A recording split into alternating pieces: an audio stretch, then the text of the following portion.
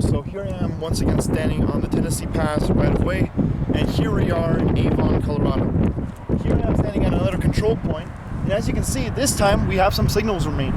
Over there's also a bunch over there, but as you can see, this splits into two separate tracks. We have one of those GRS switching mechanisms once again, but for some reason, the hut that houses all the electronics, I assume, is missing, unlike from the previous location, which is quite interesting. It looks like it, I don't even know honestly what happened to the hut, but it does look like there's some erosion going on. Might have fell over, I have no idea. But basically, we have this thing over here which houses some additional electronics. As you can see, this is a GRS relay case. There's no handle. Come here. Why is there a new meter? It's drawing 0 kilowatts. So this thing is like basically inactive. Coming over to this side, we can see some stuff, like some pink stuff. I don't know what the heck this is. Probably corrosion or something. Starting to start of corrosion. We have this handle, which is also unlocked, and wires would have been to the telegraph. I don't know if the telegraph poles either went on this side or that side. Probably this side, since this is over here. So this would have went to the telegraph poles, which would have carried power to this one, and that one would be just powered by, I assume, just the power wherever the heck the wires go. So let's head on over to the track over here. So we have these are rubber, sort of rubber thingies. I forgot to mention that the previous track over there was built in the 1980s, and this track over here was built in 1986, or late in 1986, whatever you want to call it. Here we have this PVC thing, I don't know, houses a bunch of wires. We have some, oh, come here, take a look at this, this is interesting. We have this giant metal terminal, I believe, Rayco R. Rights reserved, STR, if you want to pause and look at that. But here we have, this is the basic switching stuff. Switching mechanism. Surprisingly, this one's busted open. I mean, actually, it is actually. This one's locked. Yeah, it's kind of moving. This one's locked, but that's not like busted open and stuff.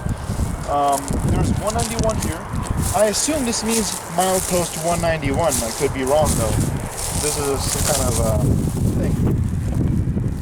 We have some other thing over here which houses a bunch of terminals and wires.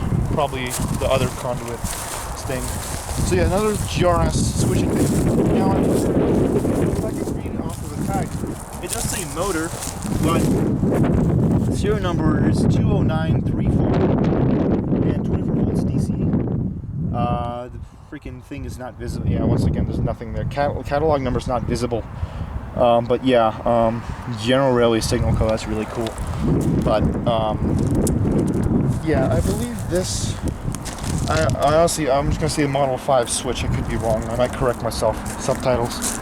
But yeah, let's come on over here to this signal. As you can see, we have what usually is like a GRS. You can see these bases on GRS cantilevers at railroad crossings. This is basically the same thing, except it's like what, 4 or 5 inches. See, there's a ladder here, and we have, I believe these are GRS Type D signals. They look a lot like the modern Saint Transvator signals. And they're still both locked up tight, as you can see. The lock still remains. I wonder if those are Saint Tran or Rayco locks. Probably Rayco. But yeah, come on over here. We're going to see some of the lenses. Unfortunately, it looks like that one, the lower ones are smashed in. But the top ones are in pristine condition. As you can see, those are really clear. Wow. Pretty good for being, 30, 40 years old. But yeah, that's this control point. I believe this is the Avon control point. And just coming over here, I'm just going to take a look at this. Nothing much to see here, but except for this. And it looks like this foundation over here is actually coming loose too, which is probably some. Oh, come here, take a look at here. Take a look over here. You can see these. You see these, all the glass here? This is actually from the relays. This is from the relays spilling out, I assume. They just threw the relays on the ground or something. And all that shattered. Which is actually, look at this. Here's a part of a relay right here, I believe. This would house all the contacts and all that stuff. You can see there's another key example right here. This is how you would place them down. They'd be upright like this in the housing. You can see. Oh, here's a bigger one actually. Take a look. Yeah, that's very interesting actually. So all the relays, unfortunately, it looks like they've been crushed, which is kind of sad, honestly. Terminal tags over there, all that stuff. We have some more wire. But yeah, real shame relays got crushed. But still a lot more remaining on this line after all. This line is about maybe, I don't know, 100, 200 feet from the switch over there. So as you can see, let's head on over to this signal first. We have a GRS relay case.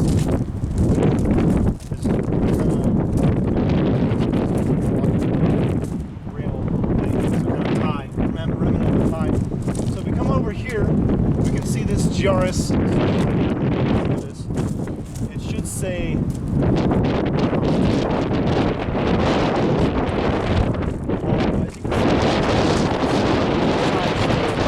patent numbers will be inside of this.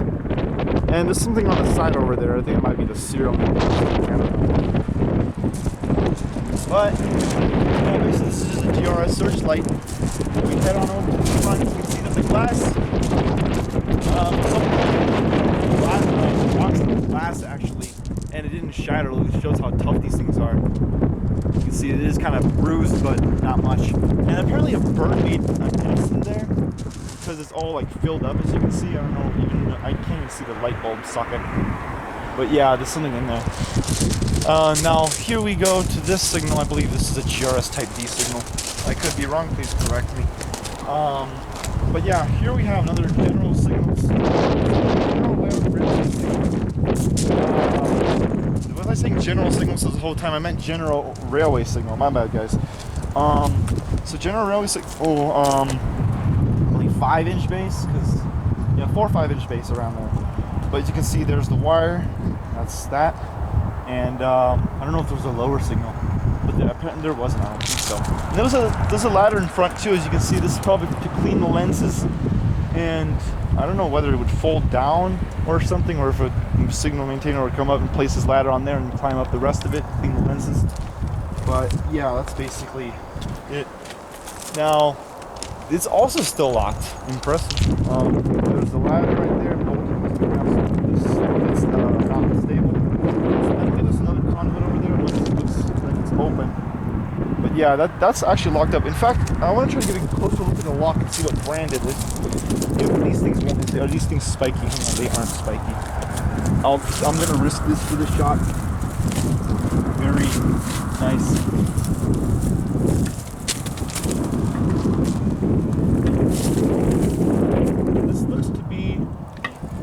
Can't tell. This is an unbranded rail lock, and it has a hex lock as well, which is interesting.